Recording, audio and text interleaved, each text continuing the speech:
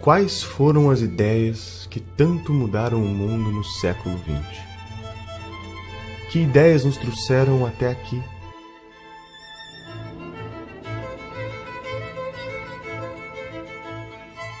No século XVI, Newton, Copérnico e Galileu mudaram o rumo da humanidade. O homem descobre que a Terra não é o centro do universo. E uma vez que a Terra perde o protagonismo perante os astros, a humanidade se pergunta: em que o homem se difere dos demais animais da natureza? Neste cenário, o filósofo alemão Immanuel Kant quer descobrir o pensamento humano da mesma forma que a ciência tem descoberto o mundo nos últimos séculos. Ao escrever o livro Crítica da Razão Prática, Kant afirma que o mundo só é conhecível por meio da ação do homem e jamais do seu pensamento puro. Friedrich Hegel, influenciado pelo pensamento de Kant, propõe que além do homem só poder conhecer o mundo por meio de suas ações, quando cogita agir, cria um simulador dentro de si que testa o resultado das opções que pode tomar. Imagine que um homem está em uma ilha no meio do oceano. Ele não sabe qual é a temperatura da água. Intelectualmente, ele pode imaginar que a água está fria ou está quente, mas só saberá a realidade quando de fato entrar nela. Neste conflito mental de diferentes ideias sobre qual é a temperatura da água, o homem tira conclusões dos riscos e benefícios de entrar ou não no oceano, chegando a uma conclusão que lhe parece a ação ideal.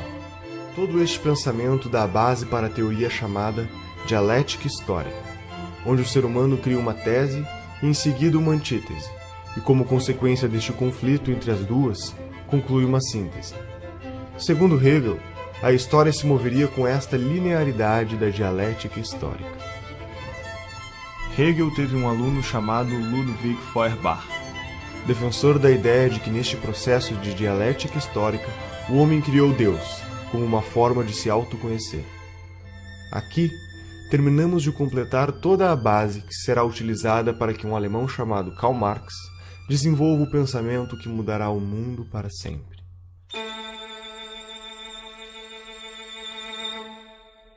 Karl Marx estudou Hegel por 10 anos. Tempo suficiente para se convencer da dialética histórica e consagrar o sentido da criação de Deus proposto por Feuerbach. Marx afirma que a dialética proposta por Hegel, que de fato moveria o mundo, é a luta de classes.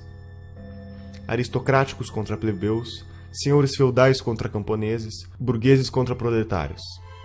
Portanto, o próximo estágio seria a revolução do proletariado, como síntese da desalienação das massas.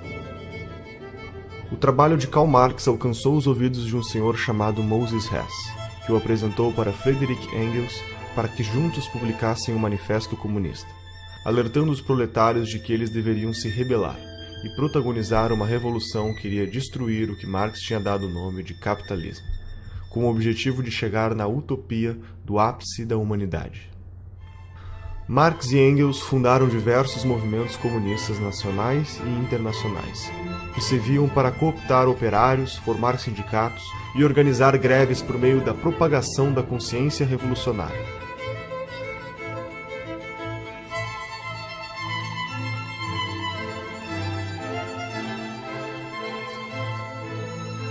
Acontece que Marx estava errado. O valor não nasce do trabalho que é colocado. Eu posso passar horas trabalhando para pintar um quadro e eu garanto que esse quadro não vai valer nada quando estiver pronto. O trabalho é um dos elementos, mas quem atribui valor é o ser humano que está comprando algo. As coisas não têm um valor em si, o ser humano atribui valor a elas. Um copo d'água tem um determinado valor em Porto Alegre ou em São Paulo e tem outro valor no deserto do Saara, porque nós atribuímos um valor diferente para as coisas. A teoria do valor trabalho está errada e ela foi desmentida pelos austríacos, começou na escola austríaca com Karl Menger, a demonstração de que essa ideia de valor trabalho é economicamente falsa. E sendo economicamente falsa, todo o resto do marxismo que está sustentado nessa ideia deveria ter caído por terra. E por que é que não caiu por terra? Porque aos marxistas, talvez não a Marx, Mas aos marxistas pouco interessa a verdade científica do que disse Marx. Interessa mais a teoria da revolução, que derivou de um erro. Agora o pessoal pensa que o movimento comunista se define por uma ideologia. Né? Eu digo que vocês estão loucos. Nasceram ontem, não estudaram nada, absolutamente nada. O movimento comunista já trocou de ideologia 1 bilhão de vezes. Né? Se você ver, Karl Marx começa dizendo que o movimento socialista é a expressão do interesse objetivo do proletariado. Passados 100 e poucos anos, o teórico novo do movimento comunista, Ernesto Laclau, diz o seguinte: a propaganda do partido cria a classe social que ele em seguida vai representar. Eu digo, ué, é teoria inversa, mas ela continua com o mesmo nome, continua sendo marxismo. Isto é próprio do pensamento dialético, converter-se no seu contrário quantas vezes for necessário. O comunismo não é uma ideologia de maneira alguma, o comunismo é uma cultura. É quando suas ideias florescem entre os jovens russos e o que parecia apenas uma ideologia transforma-se no que será o maior genocídio da história da existência humana. Vladimir Lenin tinha 17 anos quando seu irmão tenta explodir a carroça do czar russo, Alexandre III, como forma de protesto de um grupo terrorista do qual ele fazia parte. Seu irmão falha e é condenado à morte. A partir deste momento, Lenin intensifica sua vida política por meio dos estudos de direito, até que conhece a obra de Marx e Engels, nos livros Manifesto Comunista e O Capital. Lenin foi se tornando cada vez mais radical e, nos meados da Primeira Guerra Mundial, entende que é a oportunidade perfeita para antecipar a Revolução Proletária por meio da revolta armada. Em outubro de 1917, Lenin cria o primeiro país comunista da história.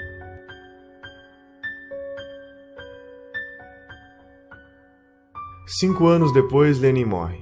E aquele que era para ser seu sucessor natural, Leon Trotsky, por defender que o comunismo deveria ser aplicado no mundo inteiro, sofre um golpe de Joseph Stalin, o homem que via ganhando poder dentro do partido, com a ideia de focar seus esforços na Rússia. Stalin só desocupará o governo depois de 30 anos, deixando para trás mais de 20 milhões de pessoas mortas. Essas consequências são fruto da mentalidade revolucionária, que vislumbra uma utopia teórica, e por se tratar de uma ideia sobre um futuro idealizado, não pode ser submetido a nenhum crivo de moralidade ou razão do presente e muito menos do passado. O comunismo sempre renegou a natureza humana, usando teorias supostamente científicas para embasar a busca de um novo homem. O extermínio humano se justificava na busca de uma sociedade apenas de homens evoluídos. A famosa utopia comunista.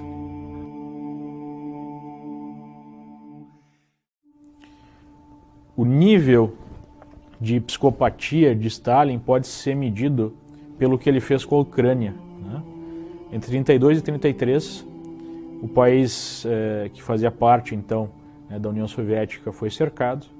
A produção de soja, a produção agrícola do país foi exportada e ele simplesmente matou de fome 6 milhões de ucranianos, num episódio conhecido na história como Holodomor, né, que foi negado por muito tempo, mas hoje é uma verdade inquestionável. Né? Imagine o grau de psicopatia para você matar 1/3 de um país de fome, né, só para manter o controle sobre esse país. Alguns marxistas, à parte da União Soviética, observaram os acontecimentos e acusaram Stalin de não estar realizando a ditadura do proletariado que fora prometida, mas apenas uma ditadura do Estado cruel e sanguinária. Em nenhum lugar do mundo aconteceu a revolta do proletariado. A revolta do proletariado é uma fantasia. A União Soviética não tinha proletariado quando se deu a Revolução de 17. A Revolução de 17 aconteceu por uma elite intelectualizada que era tudo menos classe trabalhadora. As informações que chegavam era de que, eles abriram mão da liberdade, mas eles têm acesso a tudo.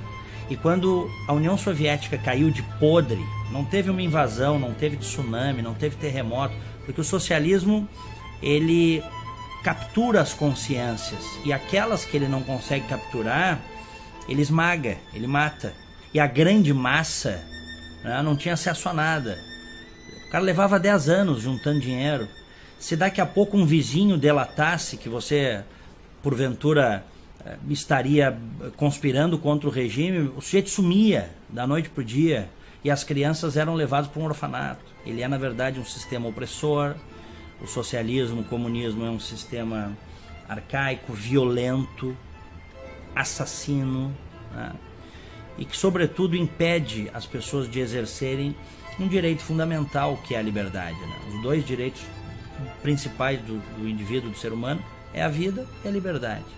O socialismo, o comunismo suprime isso. Obviamente que a visão stalinista já tinha dado frutos. Nós tínhamos na China já a mesma forma de governo através da ação do Mao Tse-tung, que talvez matou mais pessoas do que o próprio Stalin, né? Dependendo aí da fonte histórica, a gente fala de 40 a 80 milhões de mortes só na China. Ou seja, o vírus stalinista já tinha se disseminado. As subdivisões do pensamento comunista começam a ganhar força. O grande erro de todos os sovietólogos americanos durante 60 anos foi acreditar que o movimento comunista era um braço da União Soviética, quando não é. A União Soviética é um órgão dentro do movimento comunista internacional. E a dissolução da União Soviética automaticamente cria, vamos dizer, uma decomposição que é absorvida pelo corpo do movimento comunista. Revigora o movimento comunista, né? É como você amputar um órgão doente e você fortalece o resto do corpo, né? O movimento comunista nunca dependeu da União Soviética. Ele se alimentou dela enquanto pode. Basicamente, a coisa é essa. A União Soviética foi um órgão do movimento comunista e não o movimento comunista. Por que os caras estudavam assim? É muito simples. Quem estudava isso? Os sovietólogos eram funcionários do governo americano. Eles não eram funcionários de um partido, né? De um movimento internacional, como os comunistas. Então, eles olhavam tudo do ponto de vista do conflito entre estados. Não é isso? Então, tem o Morgenthau, na época, a teoria do Morgenthau é a seguinte: os agentes fundamentais da política internacional são estados. Não são. O movimento comunista é muito maior do que um estado. Enquanto na União Soviética, a Revolução Russa seguia o radicalismo da revolta armada bolchevique, outras correntes foram ganhando força ao reforçar que o comunismo poderia ser implementado gradativamente, por meios menos radicais. Foi o caso da Sociedade Fabiana, fundada por Hilbert Bland e George Bernard Shaw. Caracterizado pelo pragmatismo, eles acreditavam em um processo progressivo, que chamasse menos a atenção frente aos seus inimigos políticos, atuando por meio de medidas socialistas disfarçadas. O socialismo fabiano percebe imenso valor em realizar reformas sindicais que teriam o objetivo de acostumar os cidadãos a ver o Estado como a ferramenta para curar todos os seus problemas. A igualdade idealizada se daria pelo governo, defendendo a saúde pública, o ensino gratuito e os princípios da justiça social, medidas que seriam pagas pela taxação progressiva do Estado sobre a sociedade. O crescimento gradual do Estado era inevitável e acabaria centralizando todas as decisões. Enquanto isso, na Alemanha, Karl Kautsky e Eduard Bernstein criam o Partido Socialista Alemão, entendendo que a social-democracia era o melhor meio para o comunismo.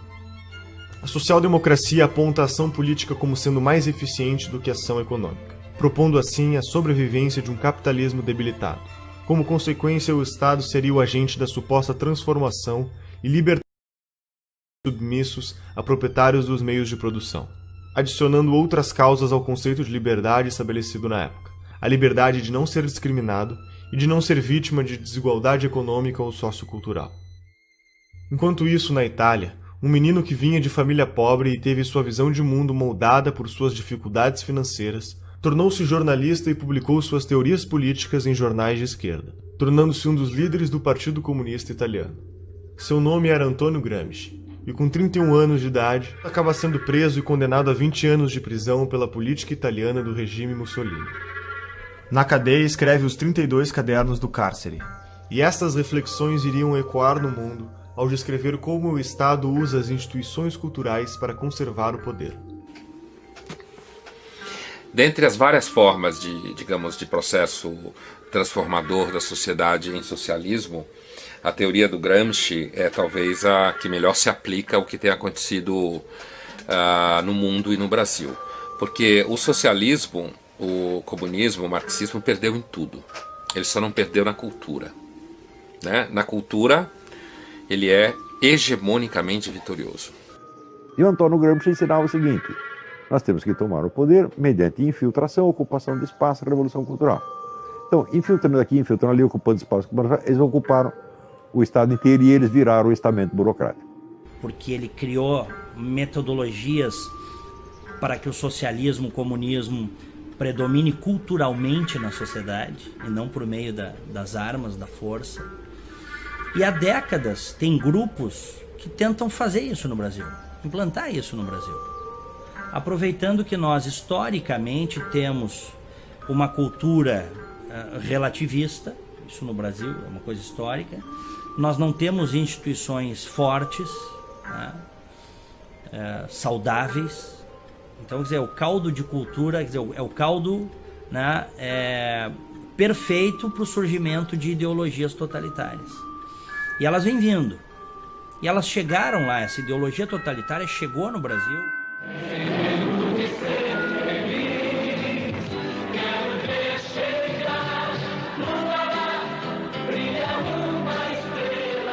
Para Gramsci, uma ditadura sem hegemonia cultural jamais resistiria por muito tempo, e este era o problema do regime stalinista, pois todos os aspectos culturais da sociedade, sua filosofia e sua literatura, formariam uma superestrutura da sociedade que também devia ser derrubada.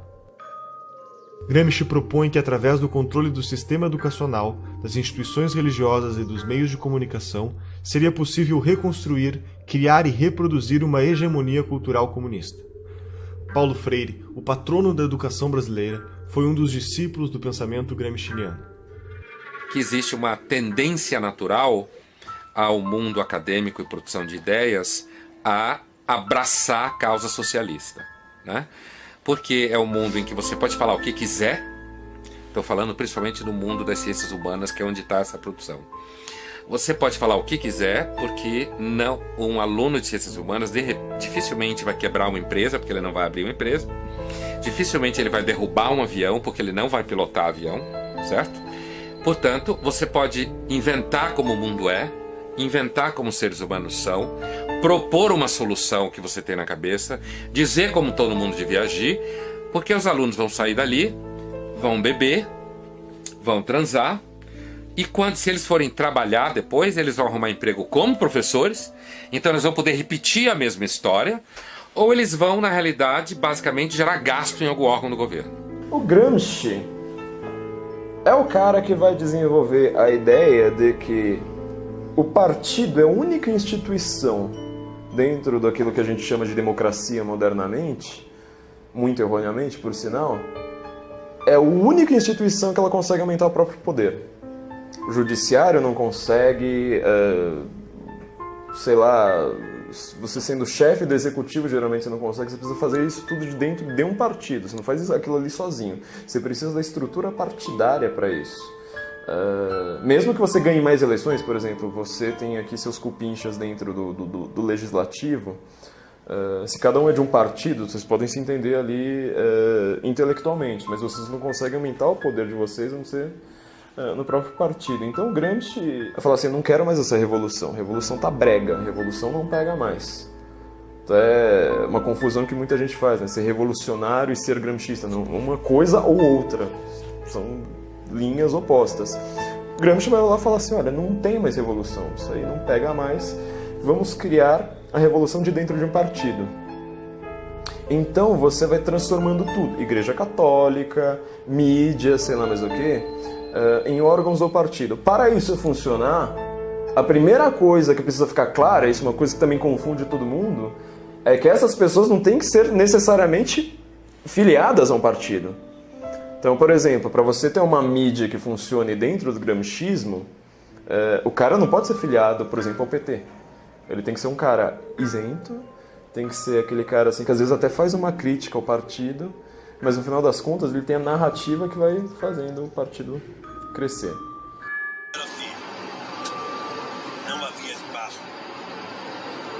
os partidos à esquerda chegar ao poder via eleitoral, que ano é isso? 98. E, portanto, não tinha que ficar preocupado com toda a eleição. Tinha que se pensar em organizar a sociedade. Dali 20 ou 30 anos, a gente iria ter 30% da sociedade já socialista, e aí sim a gente poderia disputar o poder e ganhar. Mas eu não vou viver mais 30 anos. E eu quero chegar ao poder logo. Mas por que eu cheguei onde cheguei? Porque eu tenho por detrás de mim um movimento. Eu tenho por detrás de mim uma grande parte dos estudantes do PT, a CUT, a base da Igreja Católica. O único país do mundo em que Gramsci ele foi funcional foi o Brasil. O objetivo de Gramsci era transformar o partido condutor dessa revolução silenciosa, vamos colocar assim, como um imperativo categórico da sociedade. Ele fazia até uma comparação com Maquiavel, né? Nós teríamos então o partido como o novo príncipe, o novo sujeito que não pode, sujeito histórico que não pode ser questionado. Do ponto de vista moral, para a moral gramsciana, qualquer coisa que é a favor do partido é algo correto. Qualquer coisa contra o partido é algo errado. E nós vemos isso lá no Brasil durante a defesa, né, dos sujeitos, dos petistas que saquearam o país. Não, eu não fiz isso para enriquecer pessoalmente. Mentira, muitos fizeram para enriquecer pessoalmente. Mas o ponto é, eu fiz isso para defender o partido, eu fiz isso para defender a revolução, então eu não posso ser questionado. Em paralelo, Felix Wilh, um alemão que também estava preocupado com os rumos da Revolução Russa, decide criar uma série de congressos, reunindo pensadores marxistas para acelerar o processo de revolução. Entre eles estava Karl Korsch, um teórico contemporâneo de Gramsci que apresenta a tese de que o Estado é sim estruturado pela economia, mas essa economia tem como base uma outra estrutura invisível, a cultura estabelecedora dos valores que são passados de geração em geração. Entusiasmado com as apresentações de Korsch, Felix fundou o Instituto de Pesquisas Sociológicas de Frankfurt, instituto que ao longo dos anos seria apelidado de Escola de Frankfurt. O sucessor de Felix na Escola de Frankfurt foi um sujeito chamado Max Horkheimer. E assim como Gramsci acreditava em uma nova hegemonia cultural e na destruição da estrutura dos valores que se perpetuavam por meio da autoridade da igreja, da família e da escola. Segundo a Escola de Frankfurt, os pais ensinam aos filhos o que é certo e errado por meio do castigo e educam através do exemplo da família. A igreja estabelece os dogmas morais que condicionam a ação do homem e a escola condiciona o comportamento por meio do ensino. Para a Escola de Frankfurt, se tratava de um ciclo vicioso que deveria ser atacado e destruído. Uma vez que as instituições entrassem em crise, o Estado cada vez mais assumiria as responsabilidades do ensino dos valores para as novas gerações, tendo a oportunidade de estabelecer a hegemonia cultural comunista. Dando continuidade ao movimento, Horkheimer, Theodor Adorno e Jürgen Habermas, junto com outros pensadores, vão fundar a teoria crítica. A teoria crítica busca a síntese entre o pensamento de Marx e das ideias de Freud, o fundador da psicanálise. A ideia na prática era simples. Se criticarmos tudo o que existe, o processo de dialética histórica trazida por Hegel será acelerado, e, consequentemente, a utopia comunista irá chegar mais rápido. Passa a ser prática comum das instituições de produção teórica adotar a crítica sobre todos os aspectos da sociedade até a sua exaustão, para então derrubá-los. A Escola de Frankfurt cunhou o termo indústria cultural. Segundo eles, a indústria cultural nada mais é do que a cultura que serve aos interesses dos opressores, dos donos do capital, da burguesia em geral. E essa indústria cultural precisaria ser combatida através da teoria crítica. Então a cultura burguesa, ela teria como objetivo anestesiar, digamos assim, as classes proletárias. E a teoria crítica seria uma forma de questionar essa indústria cultural através da educação, através da arte, né? enfim, livros, filmes, e através dessa teoria crítica nós teríamos uma conscientização maior das classes oprimidas, segundo eles, para fazer a revolução. Isso vai servir como matéria-prima para que na França o filósofo Jacques Derrida crie o desconstrucionismo, que é o método de retirar o significado de um texto para colocar um novo significado pretendido. Este método é aplicado não só em textos, mas também na retórica política e ideológica em geral. Por exemplo, a análise desconstrucionista da Bíblia pode levar a entender que se trata de um livro dedicado à superioridade de uma raça e de um sexo sobre outro sexo, ou a análise desconstrucionista da obra de Shakespeare pode concluir que se tratam de obras misóginas que defendem a opressão da mulher. Para o marxista cultural, a análise histórica resume-se apenas à relação de poder entre os grupos sociais. O desconstrucionismo é a chave do que chamamos de politicamente correto, porque é através dele que surge o relativismo moral, que reinterpreta toda e qualquer relação social, valor ou tradição cultural de acordo com as necessidades das causas políticas do momento. Um membro importante da Escola de Frankfurt foi Herbert Marcuse. Foi um membro do Partido Social Democrata Alemão e desenvolveu trabalhos nos Estados Unidos. Em seu livro O Homem Unidimensional, Marcuse afirma que a sociedade industrial chegou a um ponto onde o proletariado, classe responsável pelo movimento da história, deixa de ser agente transformador da sociedade, porque os avanços do capitalismo tornam a vida destes grupos tão confortáveis que suas vontades revolucionárias teriam acabado. Então, para dar continuidade à teoria de Marx, detecta que o grupo revolucionário ou a nova massa de manobra eram as pessoas à margem da sociedade, assassinos, estupradores, ladrões, sequestradores e etc. Marcuse defendeu também que a masculinidade e a feminilidade não eram diferenças sexuais essenciais da natureza humana, mas sim apenas meras construções sociais, impostas pelo que seria a primeira divisão do trabalho da história da humanidade, a família. Também defendeu que a libertinagem sexual seria uma reação à repressão social política. Marcuse, por meio do pensamento de sua influência, impulsionava o relativismo moral no mundo inteiro.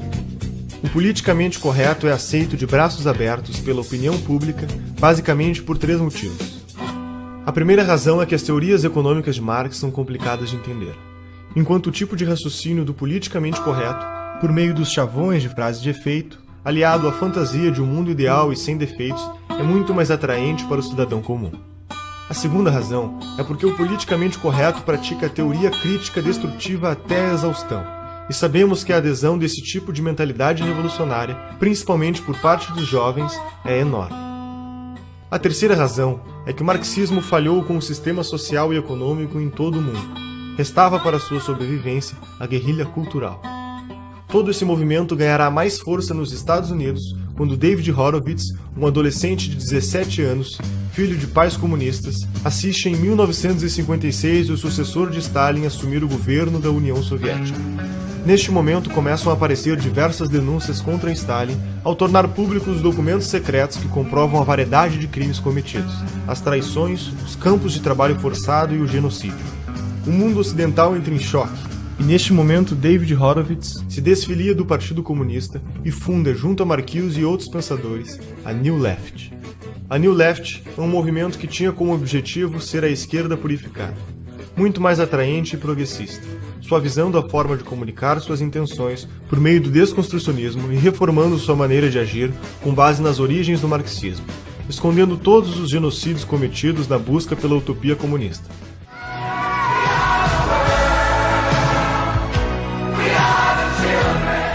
Começava um novo processo de reciclagem da comunicação comunista.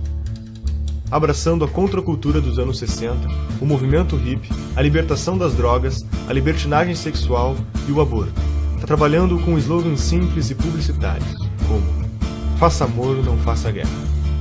Em 1970, Horowitz é apresentado para o líder do movimento Panteras Negras, Huey Newton, quando começa a arrecadar recursos financeiros para este movimento. David pede para sua amiga Betty Van Pater para se juntar a ela e cuidar das contas bancárias destes fundos. O corpo de Betty é encontrado boiando na Baía de São Francisco. David investiga a morte de Betty e a polícia informalmente aponta o assassino como um dos Panteras Negras. Entretanto, a polícia não prendeu o suspeito. Seus amigos da New Left, que se manifestavam em defesa das mulheres, também o ignoraram. Desconcertado, Horowitz escreve um artigo para o jornal New York Times sobre o caso, e no dia da publicação recebe a notícia de que havia acontecido uma falha e seu artigo não foi impresso. Incapaz de explicar a morte de sua amiga, David entra em uma crise existencial perante a sua ideologia marxista. Horowitz foi afastado da New Left por seus companheiros, que consideraram traição o fato do mesmo sugerir que o assassinato havia sido realizado por um membro dos Panteras Negras. Uma década depois, após este fato, David volta a escrever e denuncia como funciona o sistema de guerra política em que participou e ajudou a criar, tornando-se um defensor declarado do conservadorismo. Ever since I came into the right and observed the political scene from a different vantage, it's always impressed me that whenever I see or usually see a conservative and a leftist or a progressive or a Democrat and a Republican squaring off, it's something like Godzilla versus Bambi. They call us racists, sexist, homophobes, imperialists, and we call them liberals. What are these people liberal about except hard drugs and sex and spending other people's money?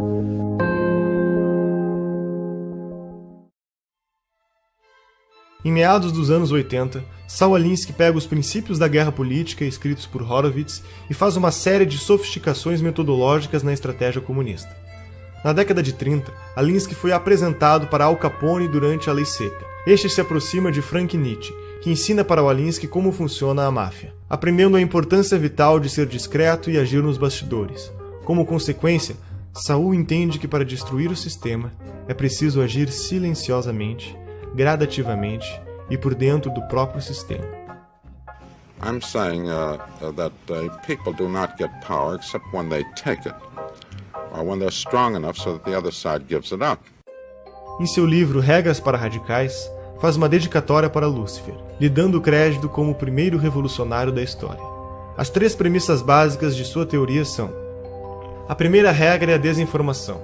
Na estratégia política, não se pode contar ao povo os objetivos finais, pois esses podem se assustar e não apoiar a causa. É preciso que se conte apenas o necessário para ser ajudado. A segunda regra é o niilismo político. Tudo vale para que aconteça a revolução. Não existem valores nem regras, e a corrupção faz parte do objetivo. Roubar para o partido é a obrigação número 1 do comunista, eles nunca vão esquecer isso aí. Todos os partidos comunistas do mundo viveram do roubo, da chantagem, da corrupção. Todos. Como é que Stalin subiu na hierarquia do partido? Assaltando o trem.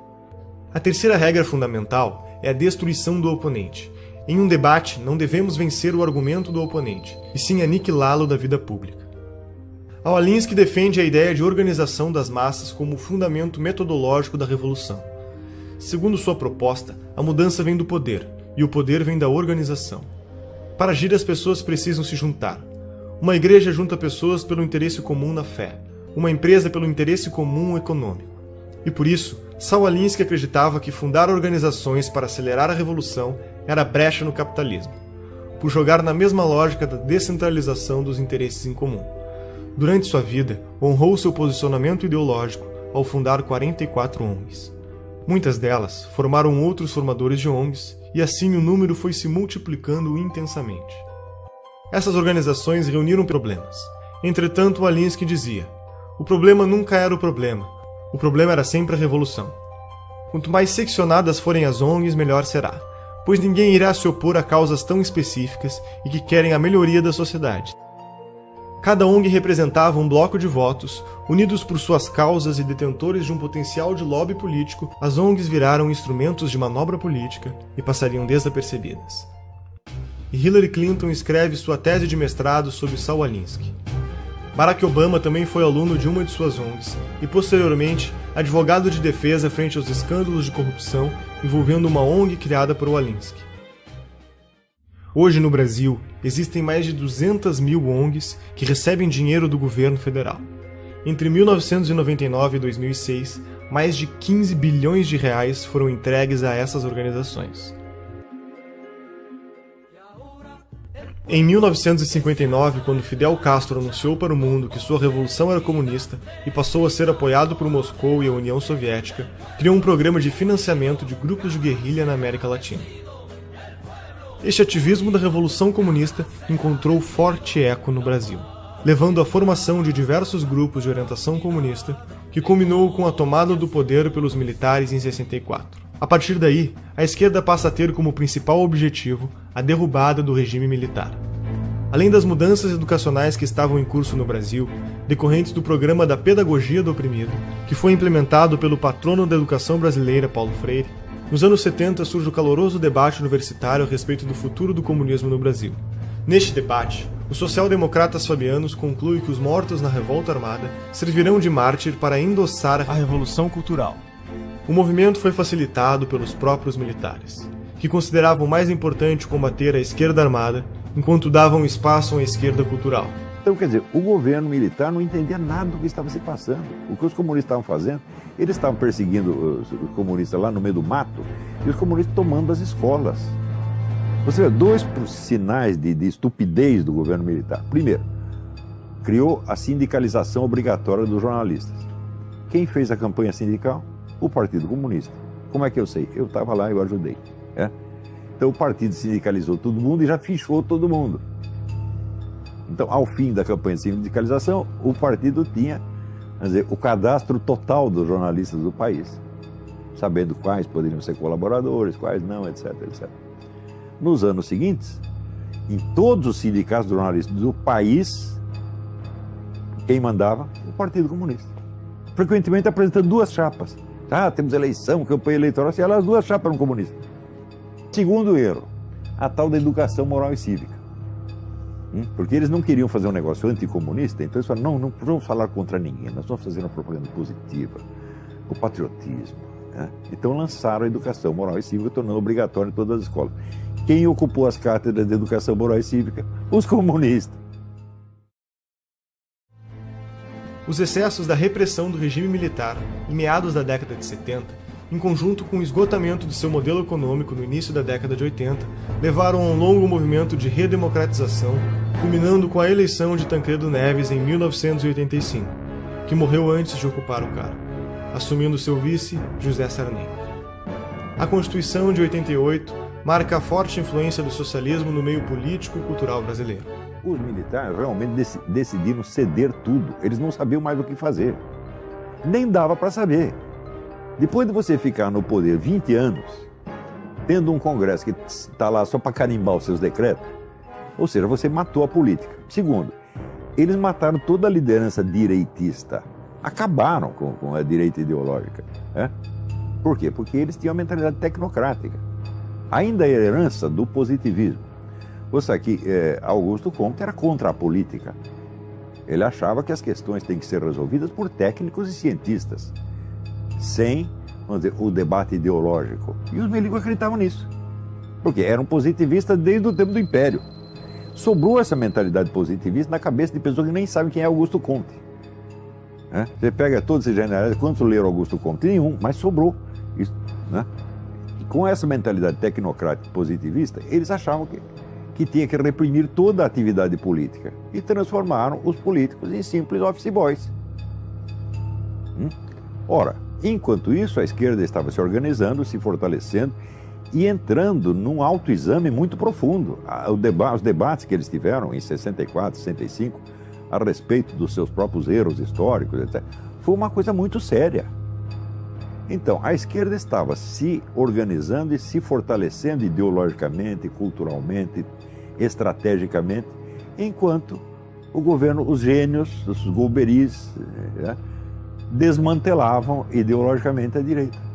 Então, quando os milicos largaram a rapadura, quem pegou a rapadura? A única força política que existia, que era a esquerda. E veio já com duas caras, como é próprio. Por que você acha que marxista, comunista, estuda dialética?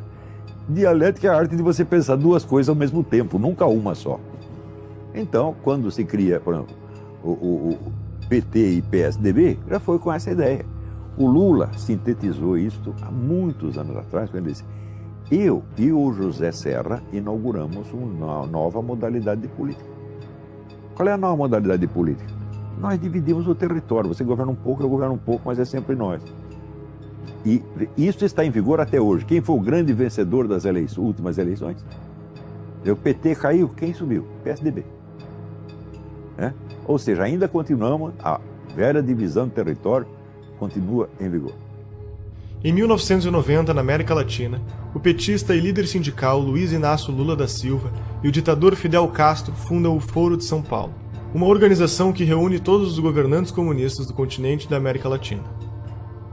Com mais de uma centena de partidos e várias organizações criminosas ligadas ao narcotráfico, como as Farc e o MIR chileno, no decorrer de suas reuniões feitas ao longo de 26 anos de existência, estratégias e planos de ação para expandir a revolução. O Foro de São Paulo é a organização que articula a estratégia internacional socialista.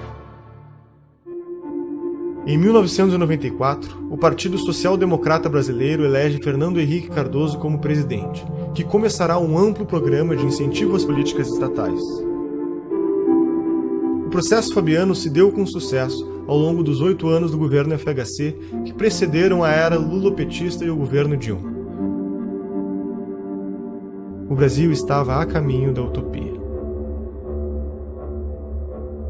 Estaríamos rumo a uma revolução que nos foi contada aos poucos? Seriam todos os partidos brasileiros ideologicamente idênticos e metodologicamente diferentes? Você reconhece este Brasil?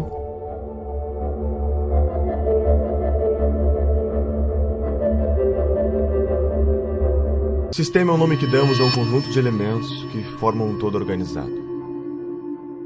Qual o sistema que vivemos no Brasil? Você já pensou em como se organiza esse sistema e quem está no comando?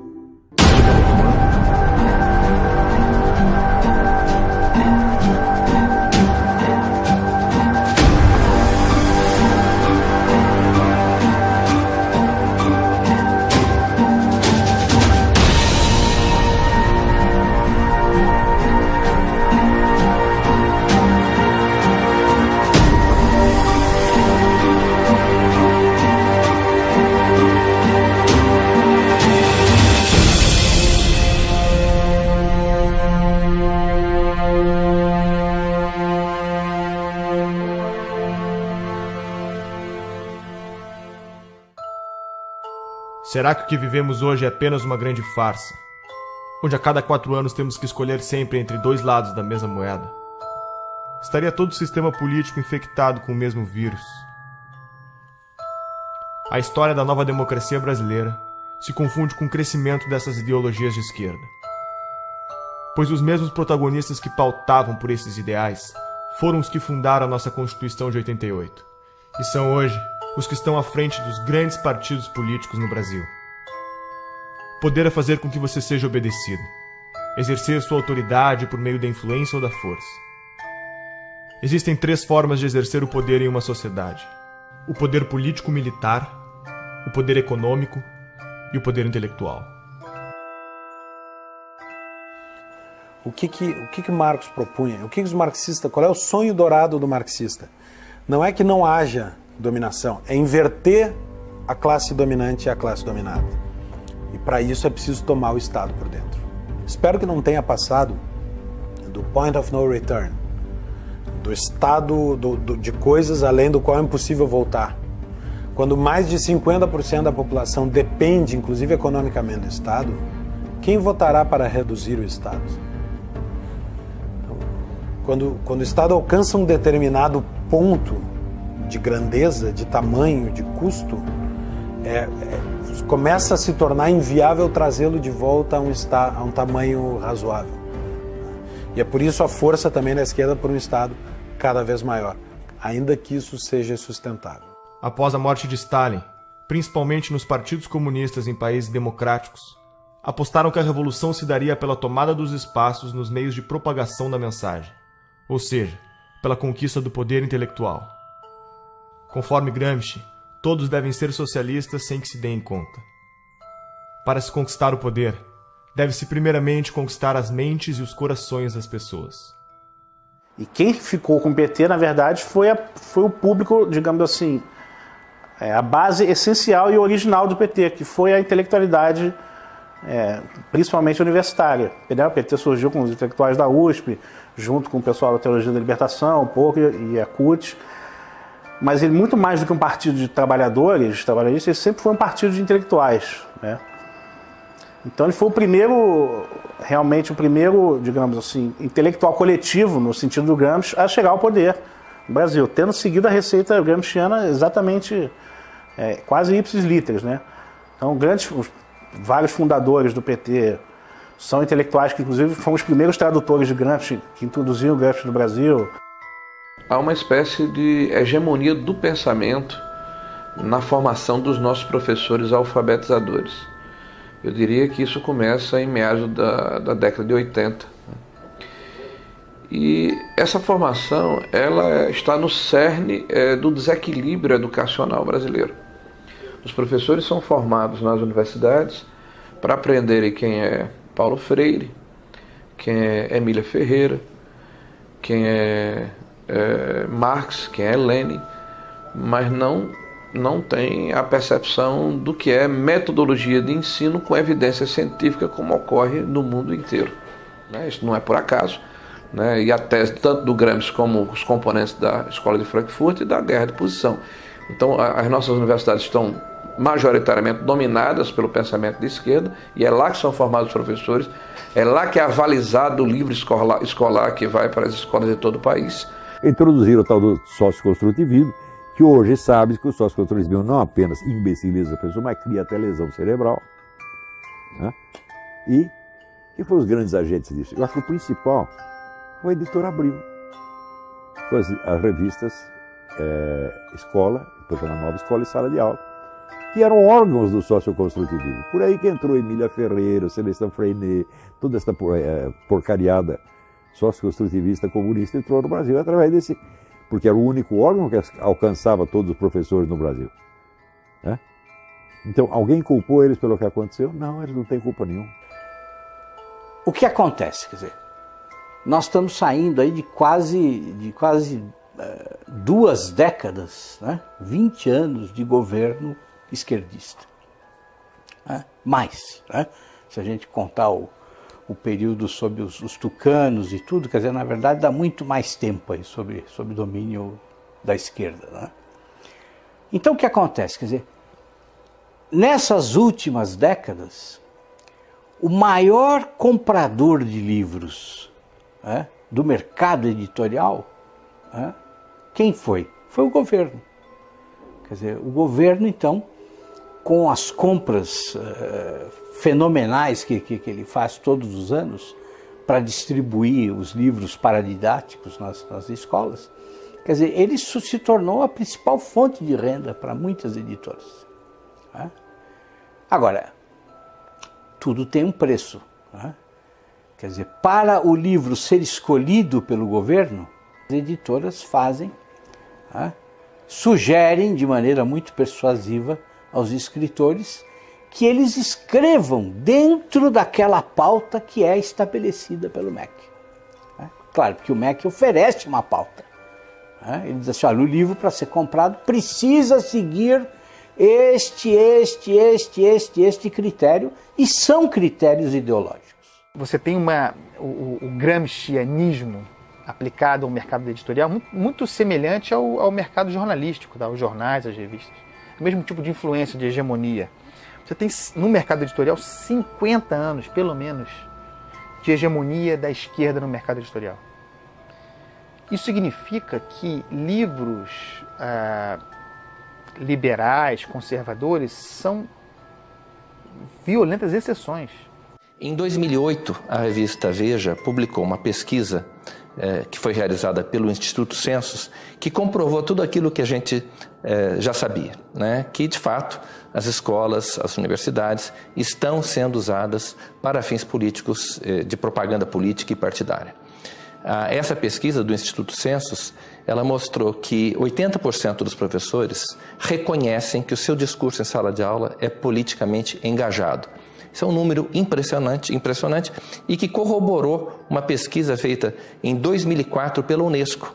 Então, os dados dessas duas pesquisas são convergentes e mostram que para 78% dos professores brasileiros na educação básica, a principal missão da escola é formar cidadãos. E para apenas 8% é transmitir conhecimento, transmitir as matérias aos estudantes.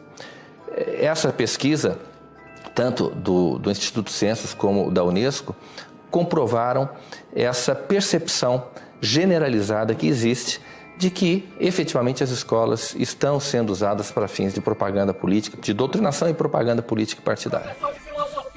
O professor não pode agir em sala de aula como um militante.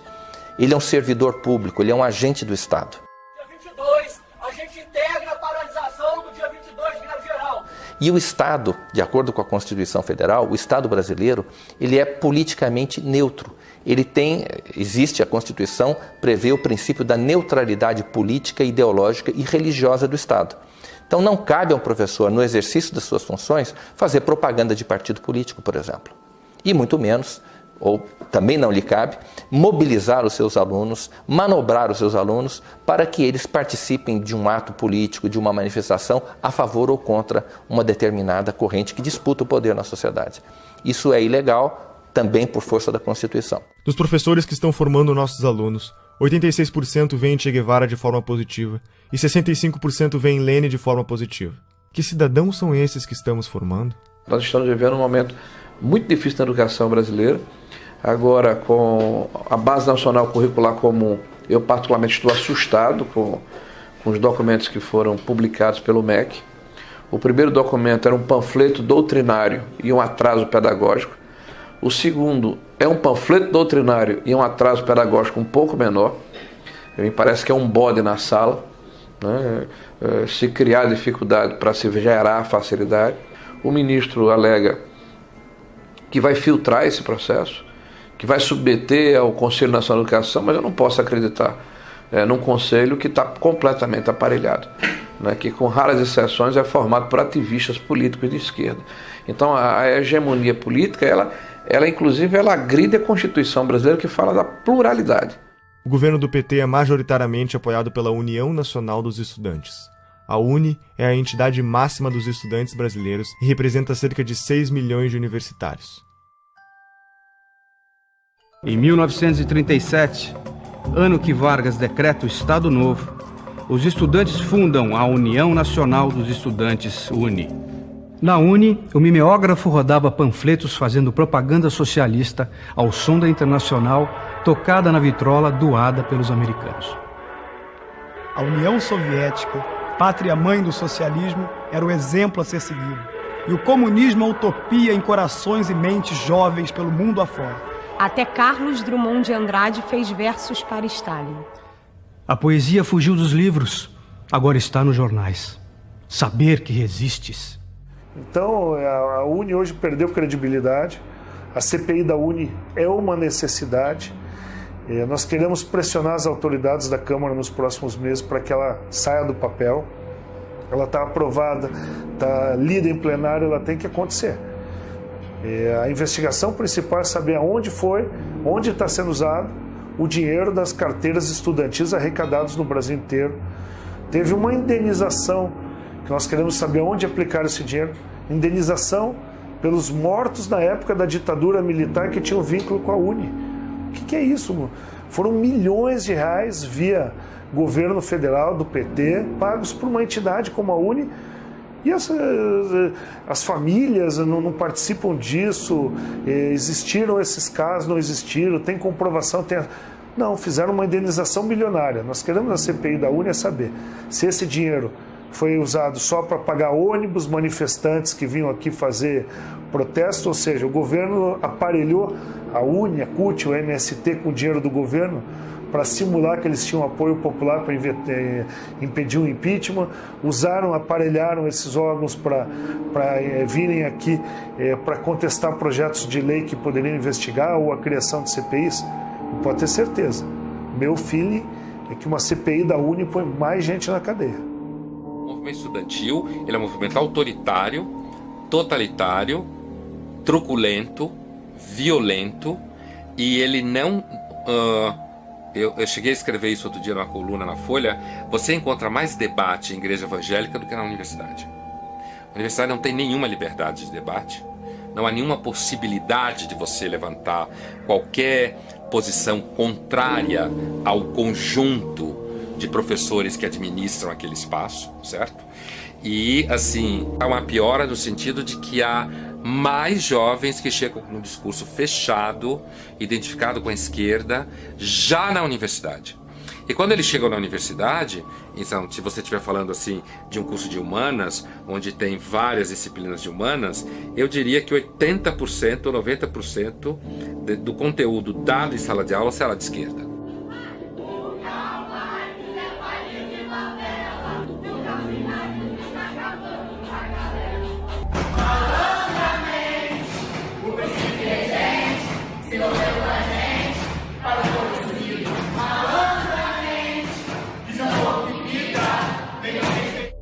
Tomar o Estado por dentro significa mudar a lógica de funcionamento, por exemplo, do Ministério da Educação.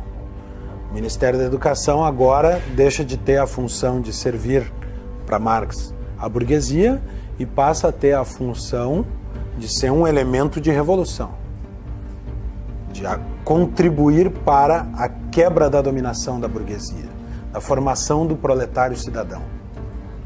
Fecha muito com as teorias de educação que são aplicadas no Brasil.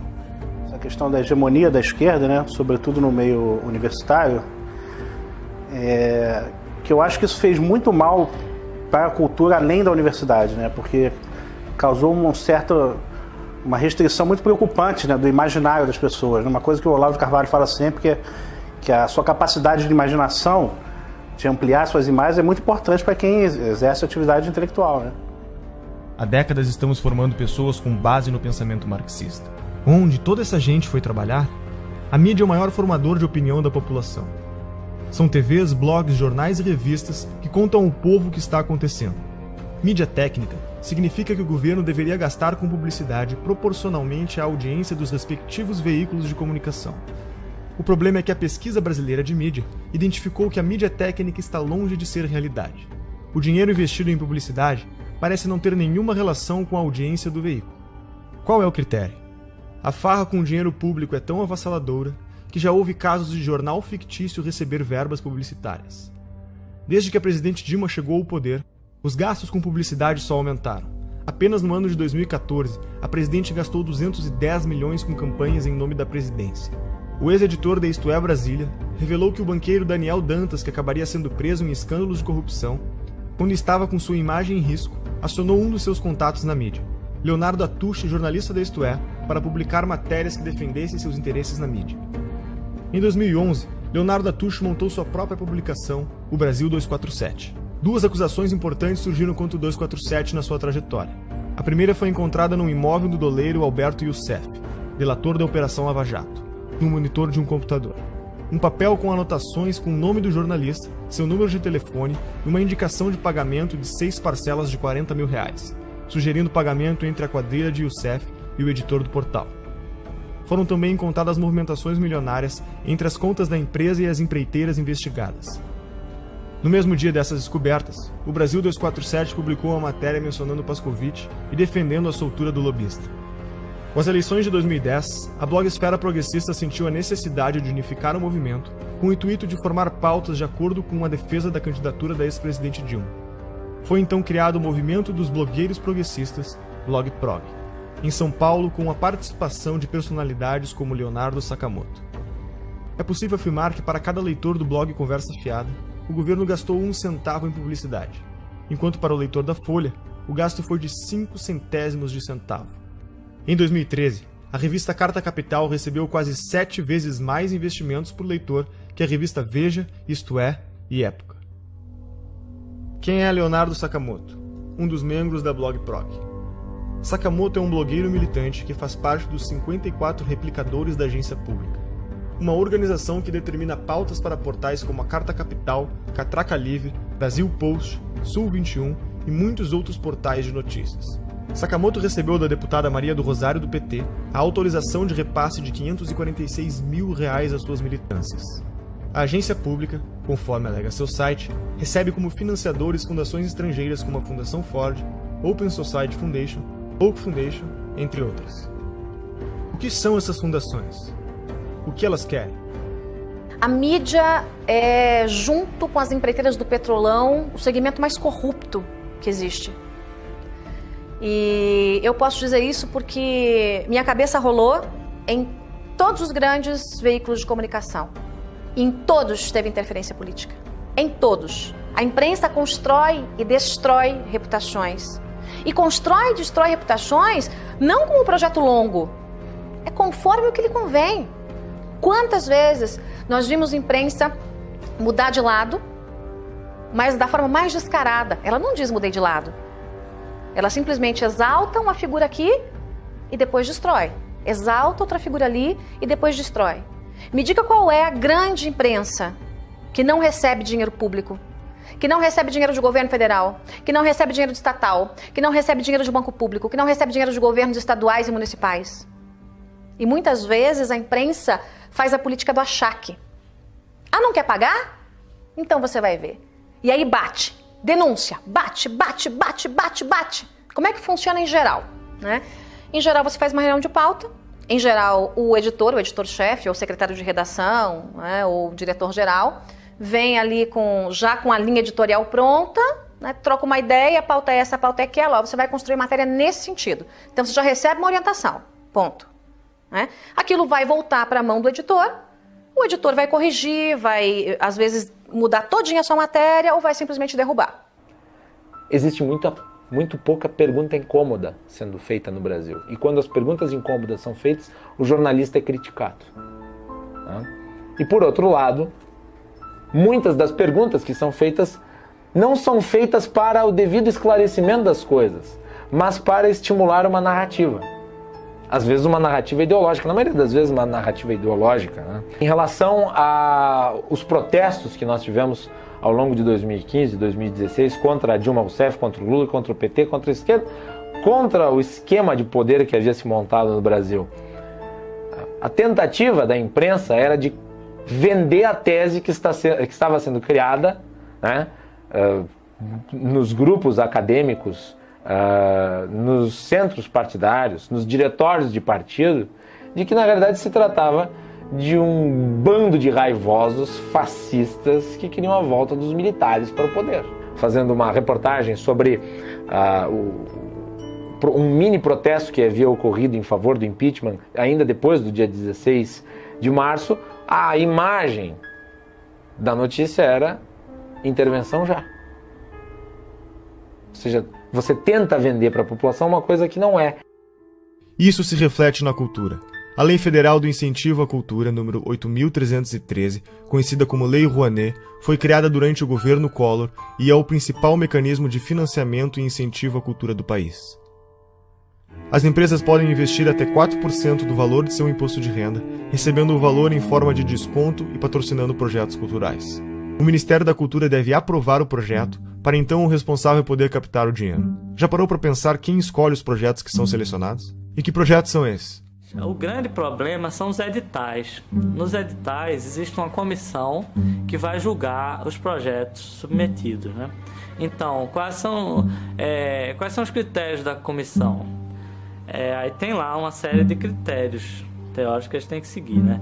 Mas na prática, a questão ideológica vai sempre prevalecer. Por quê? Porque a maioria das pessoas que participa do julgamento de editais são pessoas de esquerda.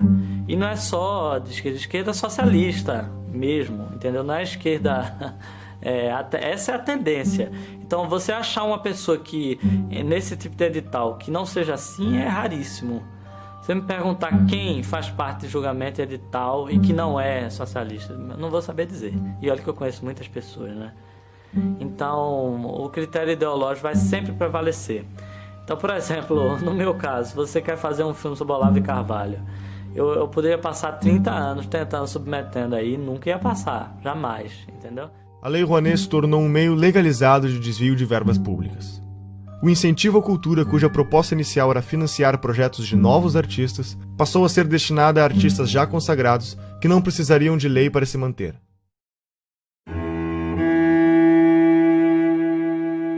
Foi justamente na gestão do Gil que começou essa deformidade da Lei Rouanet. A Lei Rouanet já existia, mas essa coisa de beneficiar artista consagrado, artista tipo Ivete Sangalo, pessoas já com nome, que já com anos de carreira, isso foi na gestão do Gil.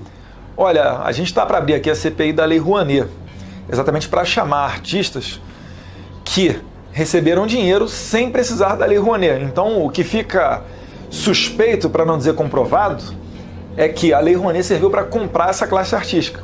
Dificilmente você vê um ator se posicionando contra o PT.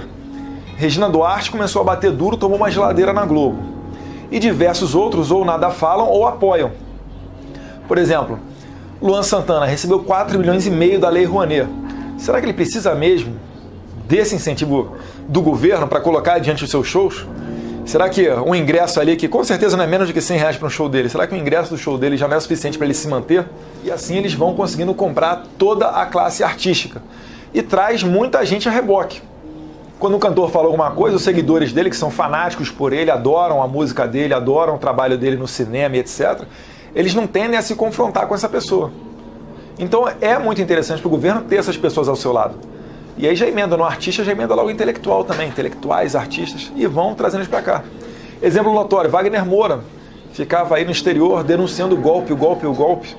Chega a ser uma infantilidade hoje em dia ficar batendo nessa tecla do golpe. Mas eles ficam a todo momento batendo em cima disso até que vire verdade. Porque eles querem colocar nos livros das escolas que houve um golpe em 2016 contra uma presidente eleita democraticamente. Os sistemas totalitários que nós tivemos no século XX, eles tiveram como principais fontes do ódio era a raça, a classe e agora o apartheid intelectual. Se você não é de esquerda, você é burro. São todos os donos do poder, todos esses, Chico Buarque, Caetano Veloso, Gilberto Gil, todos septuagenários. Todos detiveram esse poder cultural durante esses 50 anos. Não é uma questão apenas de que eles têm um poder político em 13. Isso o empresário tem que entender. Eles foram coronéis do Brasil durante esses 50 anos. A cultura, você tem um cinema novo, você tem a Semana de 22, você tem a Tropicália, você tem todas essas manifestações de cultura de esquerda, cacete. Um dos exemplos do enviesamento dos projetos apresentados pela Lei Rouanet é o filme sobre José Dirceu, um dos petistas envolvidos com o Mensalão, para o qual foi aprovado 1,5 milhões de reais. O deputado do PSOL, Jean Willis, também vai virar documentário. Será financiado por 842 mil reais do dinheiro público. O filme do Lula foi financiado em 12 milhões de reais, por empresas que entre elas constavam Camargo Corrêa, OAS e Odebrecht. Esses são apenas alguns dos exemplos do destino dos mais de 15 bilhões de reais investidos pelo PT através da Lei Rouanet. Na prática, o que vemos é que o dinheiro segue a ideologia. Na 10ª Mostra do Cinema e Direitos Humanos, o conteúdo deveria ser relacionado com um dos seguintes temas: população LGBT, população negra, população em situação de rua, combate à tortura, enfrentamento da homofobia, mulheres, participação política, direitos humanos e outras minorias. A maior parte do dinheiro vem das estatais. A Petrobras gastou mais de 400 milhões de reais na última década para aprovar projetos como o Projeto Pai e Filho, que conta a história de um homem aprisionado e oprimido pelo poder do pai, que procura enfrentá-lo para quebrar a hierarquia da família. Já o Projeto Joelma conta a história da inadequação da mulher nascida no corpo de um homem, rompendo aspectos da sexualidade e do gênero. O rapper MC Guimê, que fatura mais de 300 mil reais por mês, teve autorização de captar via Lei Rouanet mais de 500 mil reais para a produção de um DVD. Luan Santana conseguiu aporte de 4,1 milhões de reais para cobrir sua turnê e Cláudia Leite aprovou a captação de 6 milhões de reais para fazer shows no litoral norte do Brasil.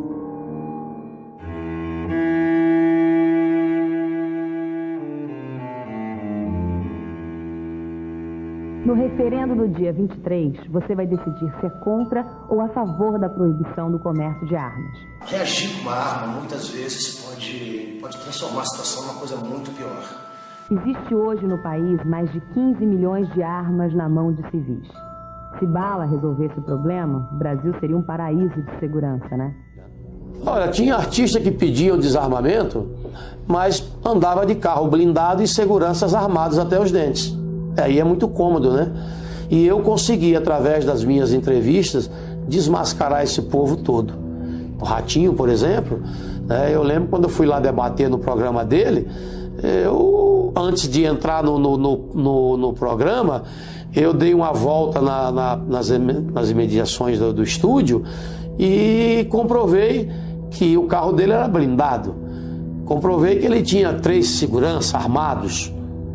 Ele não tinha o direito de defender o desarmamento do povo quando ele não precisava disso, né?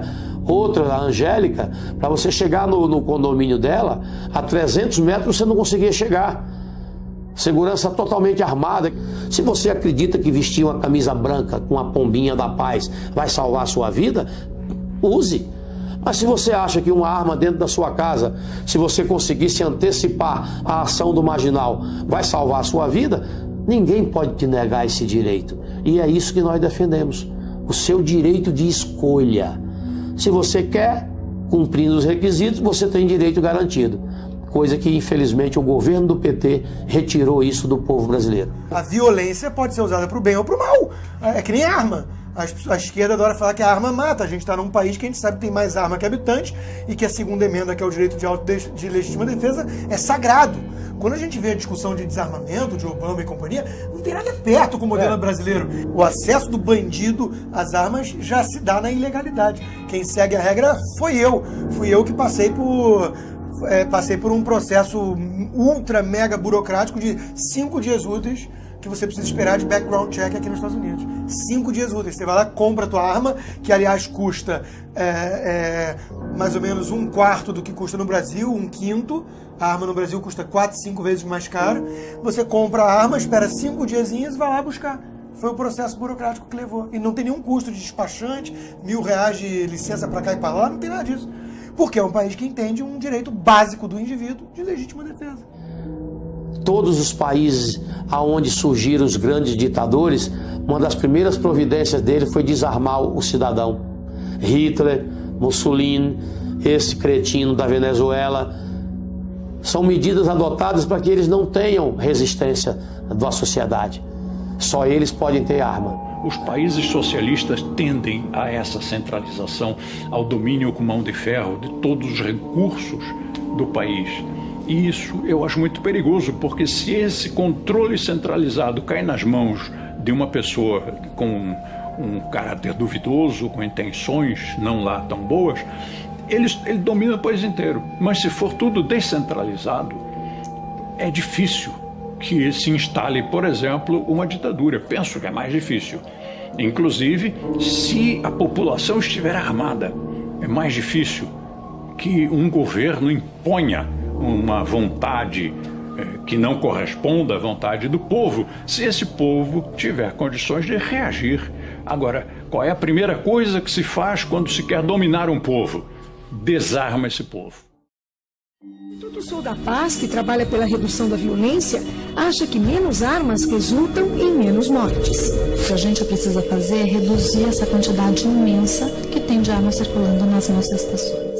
O Instituto Sou da Paz, que começou fazendo campanhas pelo desarmamento em 1997, receberam $492 mil da Fundação Ford do ano de 2007 a 2011 e $1,58 milhões da Open Society de 2013 a 2014. Que ONGs são essas? O que elas defendem? Lembra de Saul Alinsky? Segundo a CPI das ONGs realizada em 2007, foram apresentadas mais de 13 bilhões de gastos de diferentes esferas do governo. Para sindicatos foram repassados R$495.698.000. Segundo a CPI, 81 milhões foram encontrados sem justificativas de gasto. São centenas de milhões de reais todos os anos despejados nos cofres desses sindicatos que não prestam contas ao Tribunal de Contas, não prestam contas à Assembleia, prestam conta a eles mesmos. E tem mais, presidentes que passam 15, 20, 30 anos na presidência de um sindicato desse. É o estilo de Fidel Castro. Eles cobram liberdade, democracia, alternância do poder, mas não praticam, porque eles são cretinos, porque eles são basofiadores, eles são pessoas que dizem, faça o que eu digo, não faça o que eu faço. Nilcea Freire foi a responsável por coordenar as operações da Ford Foundation no Brasil. Foi convidada por Lula para ser ministra da Secretaria de Políticas das Mulheres e também foi reitora da Universidade Estadual do Rio de Janeiro. Foram mais de 2 bilhões de reais investidos em ONGs com posicionamentos de esquerda. O coletivo Leila Diniz tem como definição realizar uma luta antissistêmica contra o capitalismo, o racismo e o patriarcado. Receberam $120 mil da Fundação Ford. Por exemplo, a doutrina de gênero, né, que é uma tese esdrúxula aí, que vem desde a escola de Frankfurt, de uma maneira muito forte, com o movimento feminista, né, de destruição da sociedade atual. Né, isso é uma tese muito bonita, quando eles colocam assim, para dourar a pílula, mas o que está por trás disso é um ovo de serpente, é um cavalo de Troia. Né? Eles querem destruir a família como um processo de transformação da sociedade. E para criar não sei que mostrengo lá na frente, né? Eu continuei tendo muitos seguidores nas minhas redes e um dos meus contratantes, inclusive, sempre se metia nos meus posts. Tudo que eu queria postar, ele queria que eu postasse coisas que defendessem os gays, ele queria que eu postasse calendários de eventos de GLS do Rio de Janeiro, conquistas de movimentos gays que eu tinha que postar, tinha que falar com não sei o quê. Então, assim, eu via que que os GLS não queriam apenas que eu trabalhasse e oferecesse o meu trabalho como eu fazia normalmente. Eles queriam que eu abraçasse uma causa, uma agenda GLS. Uma agenda da qual eu nunca compactuei. A Universidade Livre Feminista, que tem como definição ser um projeto feminista construído de forma coletiva e colaborativa, receberam pelo menos $900 mil da Fundação Ford. A organização Afrografiteiras é um curso de formação em artes urbanas voltado para o protagonismo da mulher afro-brasileira. Receberam pelo menos $100 mil da Fundação Ford. E o Encontro Paranaense de Direitos Humanos é vinculado à organização Terra dos Direitos vinculados ao MST. Receberam mais de $2.500.000 da Fundação Ford. E para onde mais o nosso dinheiro vai? O imposto sindical obrigatório é uma exclusividade brasileira. Não existe em nenhum outro país do mundo. Se você trabalha com a carteira assinada, sustenta a CUT. Além disso, as contas da CUT e de outras centrais sindicais são sigilosas. Não existe nenhuma obrigação dos sindicatos darem satisfação sobre como empregam o dinheiro que recebem do imposto sindical. O que essas fundações querem com esse investimento? Quem está por trás desse dinheiro? Um dos principais financiadores é um dos homens mais ricos do mundo, George Soros, formado na London School of Economics, universidade fundada pela Sociedade Fabiana. Soros é conhecido como o homem que quebrou a Inglaterra ao lucrar $1 bilhão em apenas um dia apostando contra a moeda britânica. Já foi presidente do CFR, o mais poderoso think tank americano considerado uma antessala da Casa Branca. Atua em organismos internacionais, foi um dos maiores doadores da campanha de Barack Obama, luta pela libertação das drogas e dá dinheiro para revoltas e revoluções nos 4 cantos do mundo, mudando toda a mentalidade dos jornalistas e estudantes para o politicamente correto. Quais são os objetivos de George Soros? Capitalista não necessariamente seja alguém que defende o capitalismo. O cara só vive no capitalismo. Por exemplo, é como você dizer que, sei lá, Cuba é um país socialista. Não quer dizer que qualquer cubano é um socialista. Vive no socialismo. Mas não quer dizer que ele defenda. Grandes movimentos, como Occupy Wall Street, são financiados por gente como, por exemplo, a Fundação Bilderberg, Fundação Ford, George Soros, que eu comentei num podcast recente no meu site. Porque essas pessoas são o que a gente chama de metacapitalista, ou seja, alguém que funciona como capitalista sem ser, de fato. George Soros é um hiperinvestidor, um cara que entende tudo do mercado. Por isso que até é uma bobagem que muita gente faz tentar ficar ensinando leis de mercado achando que vai ir contra alguém. Esses caras entendem mais de lei de mercado do que todos os liberais juntos. Eles são o mercado. Agora, ele não acredita naquele negócio, ele quer poder.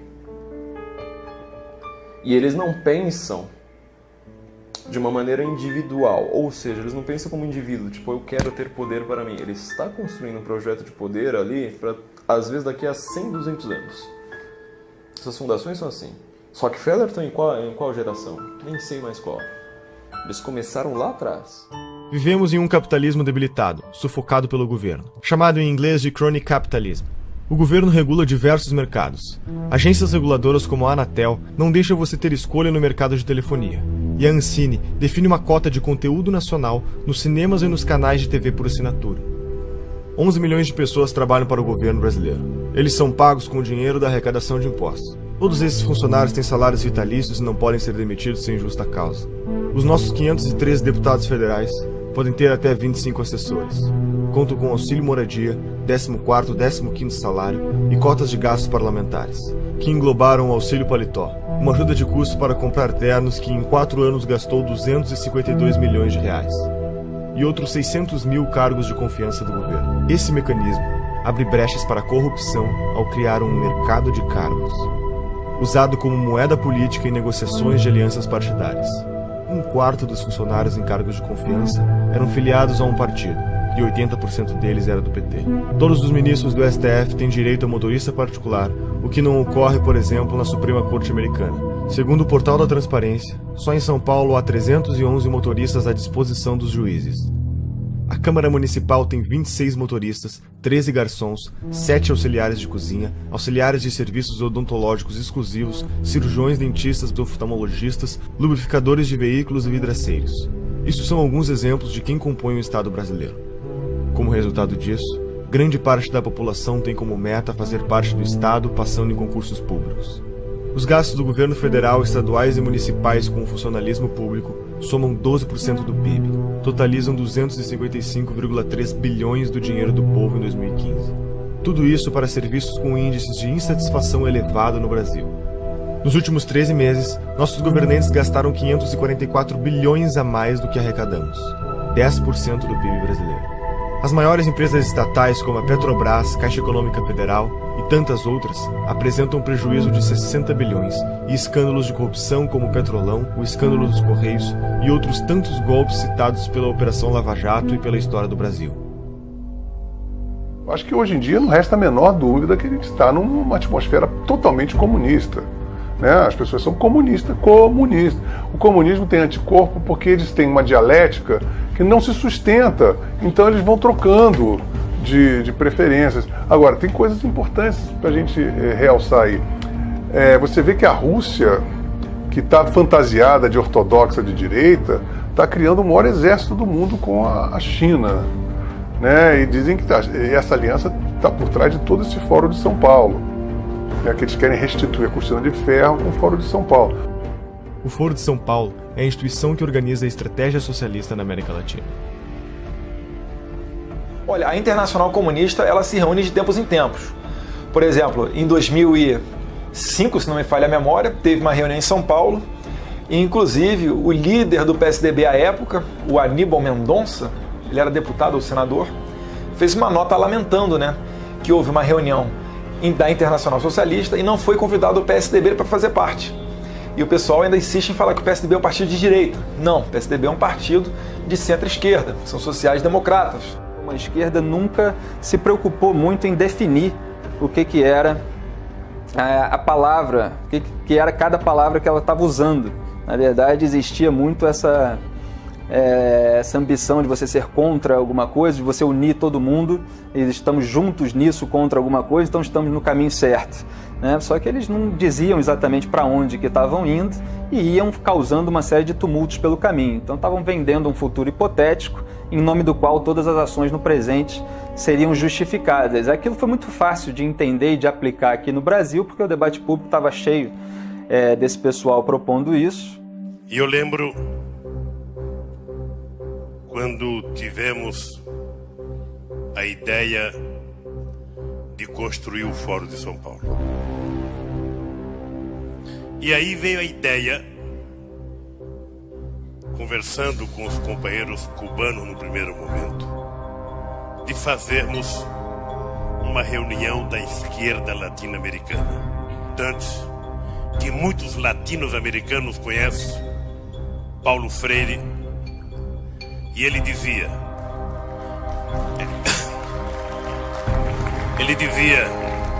juntar os diferentes para derrotar os antagônicos. E nós e uma das forças políticas que mais contribuiu para que nós chegássemos a construir o que nós construímos foram os companheiros do Partido Comunista Cubano, que sempre tiveram paciência e experiência de nos ajudar. Não, fala-se, eu não acredito nisso, mas eu quero colocar isso na entrevista, de uma aliança, de um eixo Chaves, Fidel e Lula. Boris, você sabe que isso é no mínimo uma piada de mau gosto, claro. E eu te aconselho até não repetir isso no vídeo. Violou? Zé, 10 anos atrás, você podia prever, por exemplo, uma América Latina assim: Fidel, Chávez, Morales, Bachelet, Correa, quem mais? Todos de esquerda na América do Sul. Você podia prever que isso ia acontecer? Prever não, mas nós já lutávamos por isso e já trabalhávamos por isso, inclusive porque nós criamos o Fórum de São Paulo, que lutava para isso.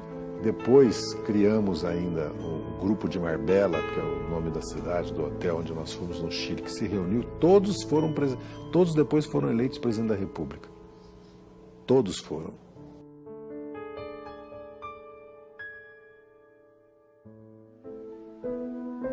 Tudo custou muito caro para o Brasil. Tudo custou muito caro para o mundo.